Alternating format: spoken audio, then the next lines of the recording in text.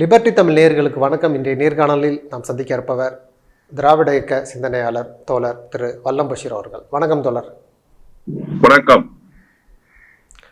மகாராஷ்டிரா தேர்தலில் பாஜகவுக்கு ஒரு பெரும் பின்னடைவு, பாஜகவை சார்ந்தவர்களுக்கும் ஒரு பெரும் பின்னடைவு.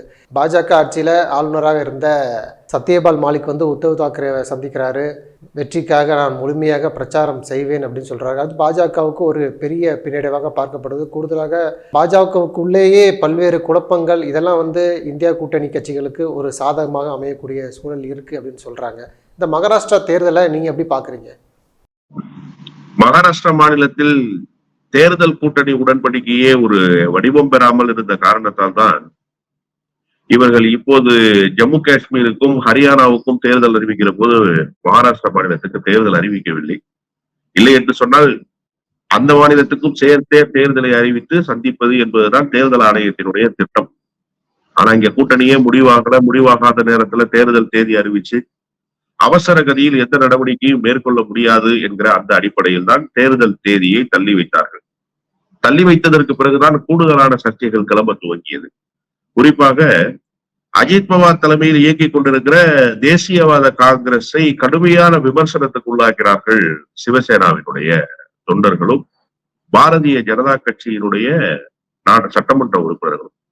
அதுல குறிப்பா ஒரு கீழ்த்தரமான விமர்சனம், அஜித் பவார் வெக்கம், மானம், சூடு, சுரணை ஏதாவது ஒன்று இருந்திருந்தால் கூட அந்த கூட்டணியில் நின்று நிலை பெற்று இருக்க மாட்டார். நாங்க கேபினட் மீட்டிங்ல உட்கார்ந்துருப்போம், எங்களுக்கு பக்கத்துல தேசியவாத காங்கிரஸை சேர்ந்த அமைச்சர் யாராவது உட்கார்ந்துருந்தா நாங்க வெளியில வாந்தி எடுத்துருவோம், எங்களுக்கும் அவங்களுக்கும் ஒத்தே வராது.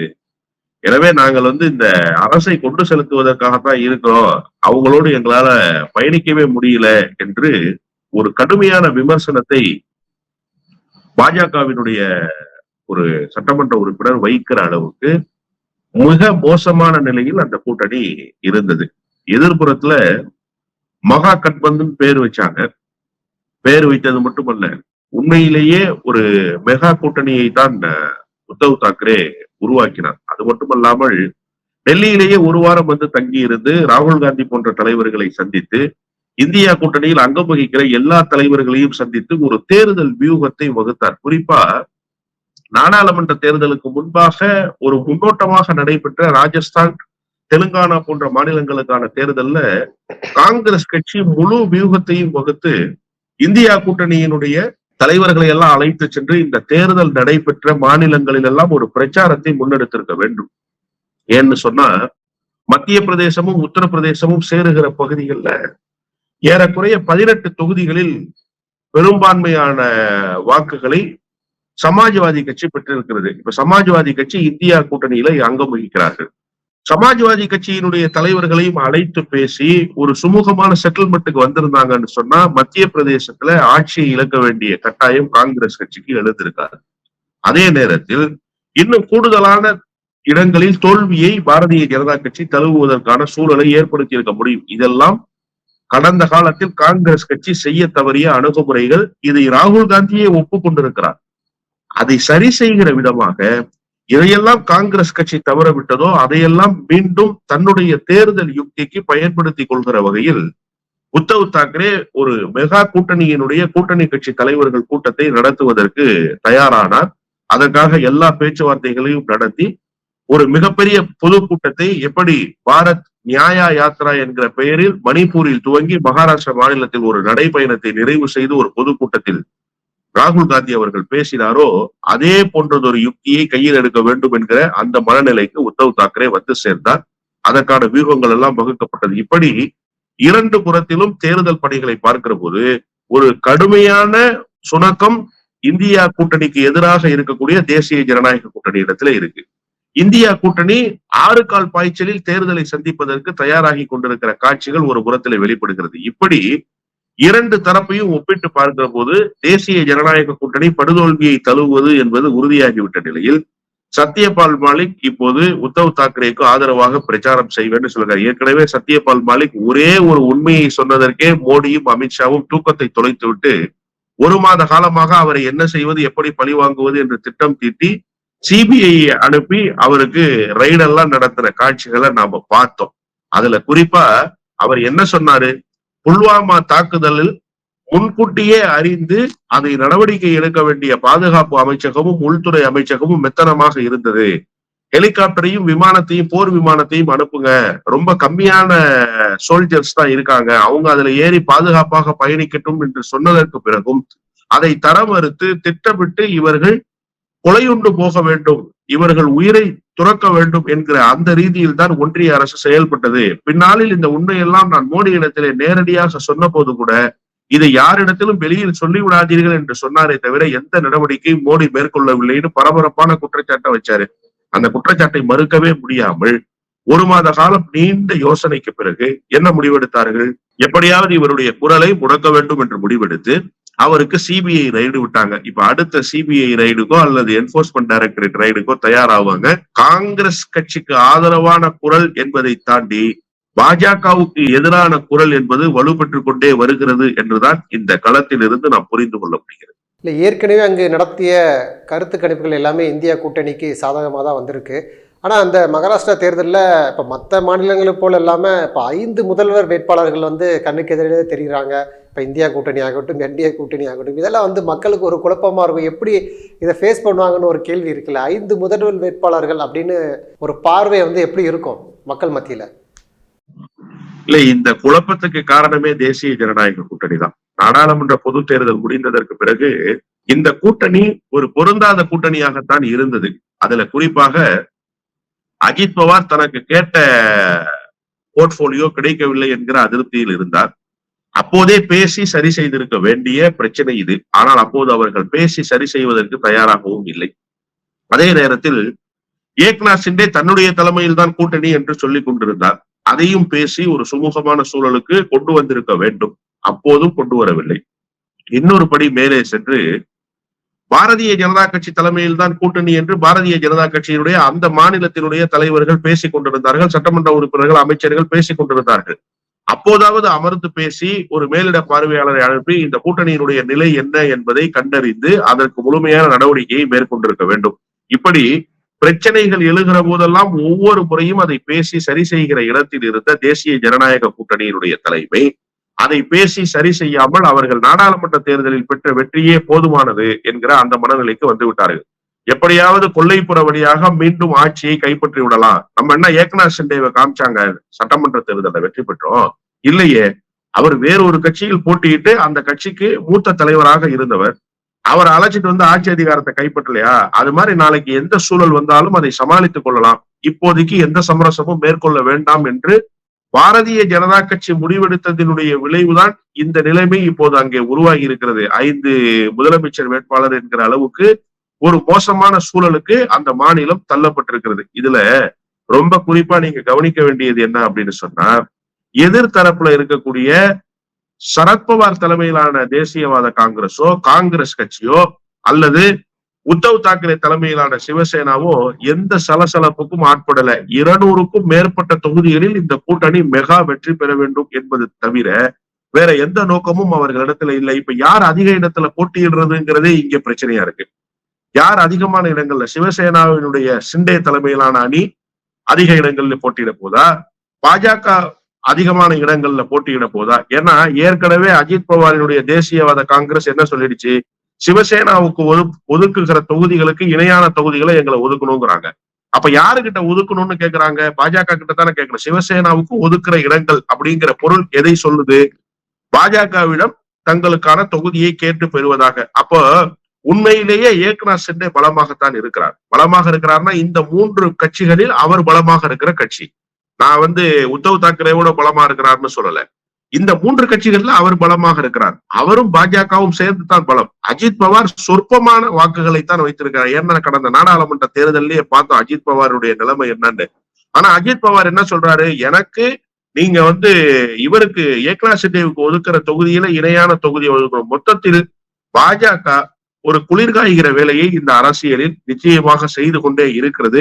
அது பலனளிக்க போவதில்லை என்பதை மராட்டிய மாநிலத்தினுடைய தேர்தல் உணர்த்தும். நீங்க பாஜகவோடு கூட்டணி வைத்த கட்சிகளினுடைய நிலைமெல்லாம் வரிசையா என்னவாக போயிருக்கு, பாஜகவுக்கு ஆதரவாக நின்றவர்களுடைய கட்சிகளின் நிலைமை என்னவாக மாறி இருக்குங்கிறத நாம பார்த்திருக்கிறோம். ஒரிசாவுல பிஜு ஜனதா தளம், பீகார்ல நிதிஷ்குமார், அதிமுக, இப்படி ஒவ்வொரு கட்சிகளினுடைய நிலைமை என்னன்றதும் பாக்குறோம். நீங்க இந்த தேர்தலுக்கு பிறகு அஜித் பவார் தலைமையிலான தேசியவாத காங்கிரசும் ஏக்நாத் ஷிண்டே தலைமையிலான சிவசேனாவும் அதே பட்டியலில் இடம்பெற போகிறது என்கிற காட்சிகள் நிச்சயமாக நவம்பர் மாதத்துக்கு பிறகு அரங்கேற போகிறது. சென்னை காவல் ஆணையராக அருண் ஐபிஎஸ் அவர்கள் பொறுப்பேற்ற பிறகு அடுத்தடுத்து என்கவுண்டர்கள் தொடர்ச்சியாக அந்த ஆம்ஸ்ட்ராங் அவருடைய கொலைக்கு பிறகு 3 என்கவுண்டர்கள் நிகழ்த்தப்பட்டிருக்கிறது.